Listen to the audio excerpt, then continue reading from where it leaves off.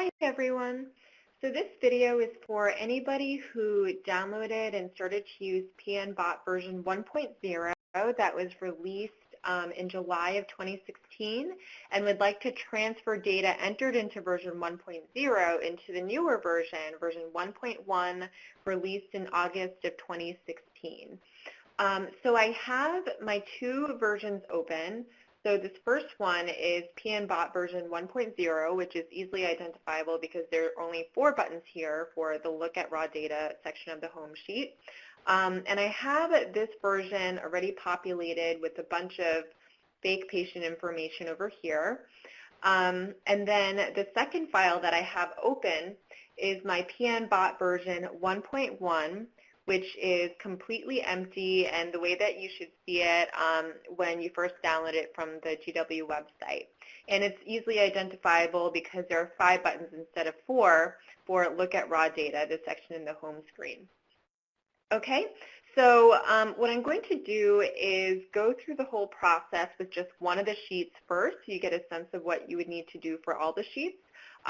Using patient list as our main example, it isn't the simplest thing to do. You can't just click a button to copy over the information. There are a few steps. So I'll do it in detail for the patient list and then sort of just go through the rest of it so you have a sense. So to start, what I'm going to want to do is unprotect all of my raw data sheets. So again, I'll just do it for the patient list sheet. So I'm going to click over here, the patients button under Look at Raw Data. That brings me over here. And in my version of Excel, which is 2016, I'm going to go to the Review tab over here and click on Unprotect Sheet. And that will give me a little password prompt. And the password is GW Cancer in all lower cases with no spaces. I'm going to click OK. And that goes from unprotect to protect, so I know that it's now unprotected successfully. And normally I would just go through all the sheets and repeat this process to unprotect all of those sheets. So next I'm going to go back to my version 1.0 file. So from the home screen, I would click on the Patients button again under Look at Raw Data. And I should note, if you're using Excel 2010, it might be simpler if you open 2 instances of Excel and have one file open in each instance of Excel so that it's less sort of switching back and forth. It's a little bit easier. You can see things side by side. So anyway, this is what my version 1.0 looks like with my fake data. I have the same first 2 rows here, first and second example patient. So what I want to do is copy my real quote-unquote data, not including these first 2 rows. So my first row of real data is client ID 10001, John Hurd, in row 5 over here. So I'm going to click on that number 5, and while I'm still clicking, I want to drag all the way down to my last row of real data, in my instance, row 25, and I'm going to press Control-C to copy, and I can tell that it copied because I'm going to see a moving dotted line around this whole shaded selected area. And then I need to go back to my version 1.1 and paste everything in my clipboard into the next blank row. And I should note that we have first example and second example patient here. We don't want to paste over them or delete them because these first 2 rows contain some important formulas that we'll need to use later on to copy down to everything else. So we're going to leave these first 2 rows alone. And the next blank row is row 5. So I clicked in column A, row 5. And now I want to paste all my data by pressing Control-V as in violin, and I see that everything pasted over successfully. So we're not quite done yet because even though we pasted all the data here, it's not part of this table of data. And it's really important for reporting purposes and patient lookup purposes and data entry purposes that all these new entries are part of this table. So what do I mean by that? You can see that the first 2 rows are shaded differently from everything else, and if I click somewhere in this table, such as in the header, this new tab comes up that says Table Tools Design. So I can see that if I click somewhere else, like in one of my new entries, that tag goes away, showing me that it's not part of the table. So what I need to do now is resize this table. So to bring that tab back up again, I'm going to click in the header row, for example, in cell A2, client ID. I see this design tab come up, so I'm going to click on design. And all the way on the left, under table name, I have the option to resize table. So clicking on that will bring up a new dialog box that tells me the exact range of the table, and it'll have a dotted moving outline of the exact range of the table as well to give a visual. So I see here that my data range goes from A2 all the way to BC4. So although it looks like the table only goes to AU, it actually goes to BC, which is a hidden row, FYI. But the only thing I want to change right now, because the column range is correct, is I want to change my row range because it only goes up to row 4, second example patient, and I want it to go all the way to my last observation. So my last row is row 25 in my instance. It may be a different number for you depending on how much data has been entered. So I'm going to, in this dialog box, delete the number 4 and type 25. And I'm going to leave everything else alone and click OK. And I see that the formatting has changed a little bit, and now when I click in the last row, this design tab is still there, so now I know that the table has resized correctly. So the next step is to unhide these hidden columns and make sure that our formulas are copied over. So I'm going to click on BD up here. So my cursor looks like a downward pointing black arrow. So while I'm clicking, I'm going to hold and move over to AU so that both columns are selected. And I'm going to right-click to bring up this right-click menu, and I have the option to unhide, and I see everything else pop up that you normally don't see because these are really meant for sort of the back-end functioning of PNBot, and we don't really want everyone looking at this because it's not terribly useful to you all and probably looks a little bit confusing. So what we're going to do next is pretty simple. We just want to make sure that the formulas that we programmed into PNBot version 1.1 carries down to all of that old data from version 1.0. So I'm going to click in row 3 for first example patient, column BC, which is my last column, so that's intake here, this very first row of the table. And then I'm going to drag all the way to the left to column AV under ID match. So I see all that is shaded. And I'm going to, while not releasing my click at all, I'm going to drag down one row so that everything in column AV to column BC is selected for my first 2 rows, first example patient and second example patient.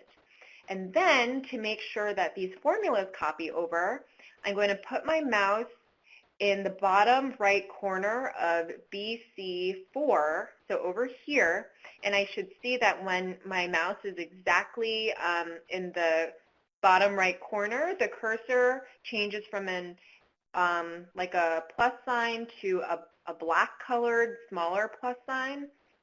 And when it looks like that, I'm going to click and drag down all the way to my very last row over here. Again, that's row 25 for me. And then, yeah, I probably will see some numbers change indicating that my formulas have copied over correctly. And then we're just going to rehide all of that so you don't need to look at it. And we can do that by clicking on BC, holding down, dragging over to column AV, and then now that that's all selected, right-clicking on the column letter and going to hide in the right-click menu. And then we should be set. So anytime you copy and paste a lot of data, you just want to make sure that it copied over correctly.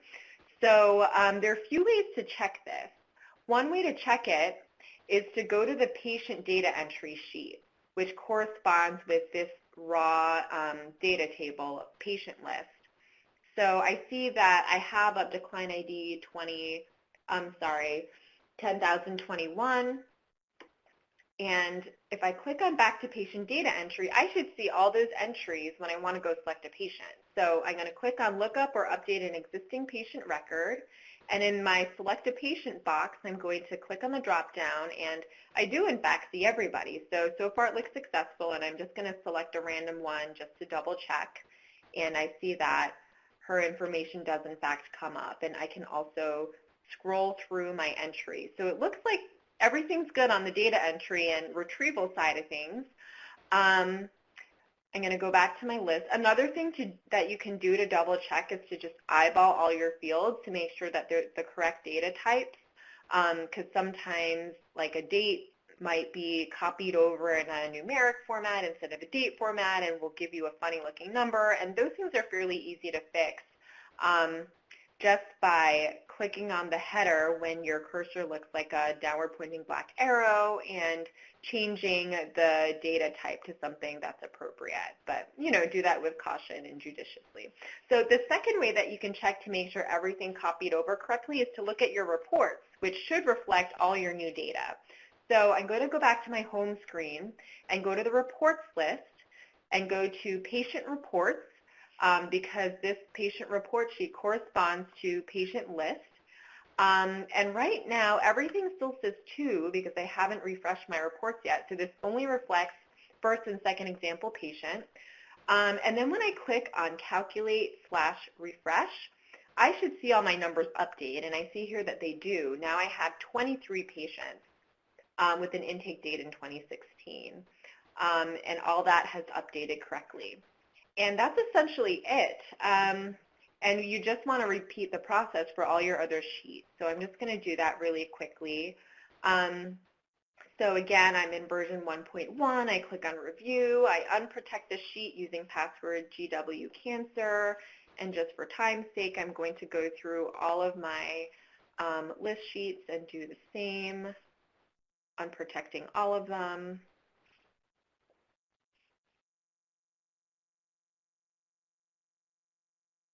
Before returning to case list, which is the one that I want to copy over now. So I'm going back to my version 1.0 with my data in it and going to look at my cases list. Again, clicking on the row number to select my real patient data, which in my case starts in row 5 and extends down to 25. Control-C to copy, back to version 1.1. Clicking in cell A5, which is my next available row, and pressing Control-V as in violin to paste. Again, resizing this table by clicking in the table, clicking on design, clicking resize table, and then changing this 4 to 25. And then unhiding my hidden rows, which are between DK and EU, and then making sure that all my formulas copy over correctly. So selecting from my last column for first example patient, that's ET, clicking, holding down, and selecting up to, I think the last column is my updated by, so the one after that. So DL combined is the one that I want to select up to, and I'm going to select down one row as well. So that first and second example patient are selected. I'm going to go to the bottom right corner and drag that whole selection down so that my formulas update, and I don't have a ton of data entered there, so you don't see a dramatic change, but that should update correctly. And then rehide those columns again. So I'm rehiding ET through, through DL, right-clicking, clicking on hide. Generally, updated by is going to be your last visible column in each of your sheets. Moving on to encounters list, I'm going to my version 1.0 encounters list over here. And oops, I don't want to resize. I want to select So my last row of data is row 50. I'm copying, going back to 1.1, clicking in A5 and pressing Control V to paste, clicking somewhere in the table, clicking Design, Resize Table. Again, I have some hidden columns, so this actually, the last column is AR, but that's correct. So I'm going to just extend the table from row 4 to row 50, so deleting 4, typing 50, clicking OK, unhiding these hidden rows, and just making sure everything gets copied over correctly. So selecting from first example patients row in row 3, column AR, in this case, just up to combined, so AP, for the first two fake rows, for first example patient and second example patient, I'm selecting these 6 cells and dragging down, although it does look like it copied over correctly, just to make sure. And then rehiding AR through AP.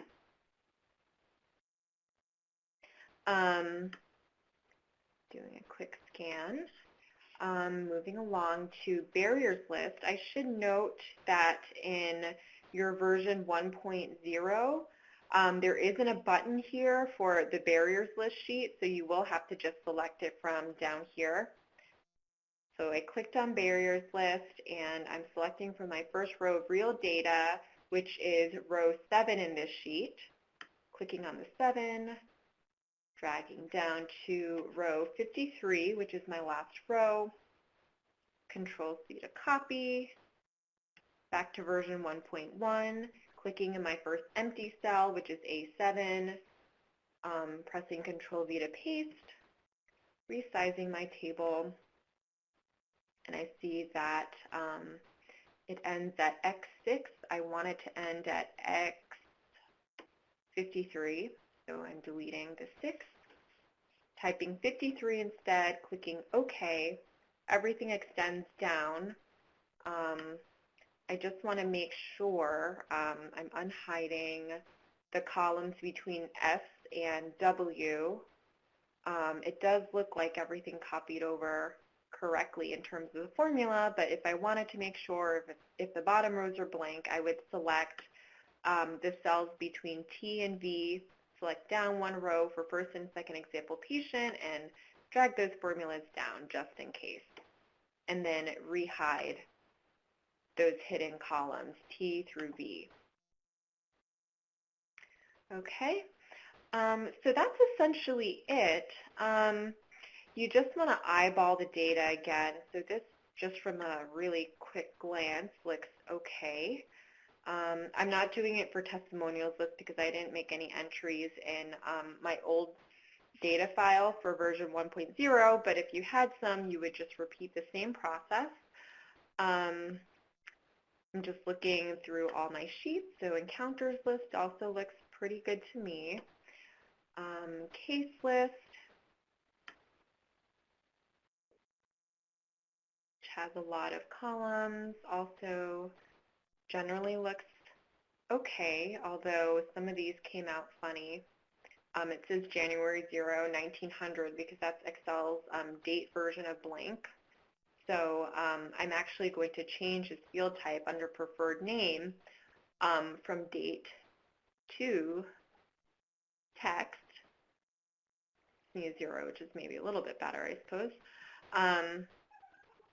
And patient looks okay as well. So now, again, if I wanted to double check, I can just go to one of my data entry forms. So I'm checking encounters data entry, for example, and pulling up a random patient and clicking on add a new encounter. And I see that our information does pop up with some barriers that were previously entered. And I would want to match that back to the encounters list as well as the barriers list just to double check that. Same deal with case data entry. I see that I am able to select my patients and her information comes up as well. I can again go to my reports dashboards. We already checked the patient reports, but we can go to case reports and calculate that, and I see my numbers updating correctly. And if I do the same for encounters, my numbers update to what I expect them to be. And then lastly, barrier reports. Everything updates. So that is essentially how you go through and transfer your data over and check for issues. Thank you again for using PNBot and also for being an early adopter and using it from its very inception. We really appreciate all the feedback you've provided, and we've made some improvements based on that as well. And we hope that PNBot is useful to you. Thanks for watching.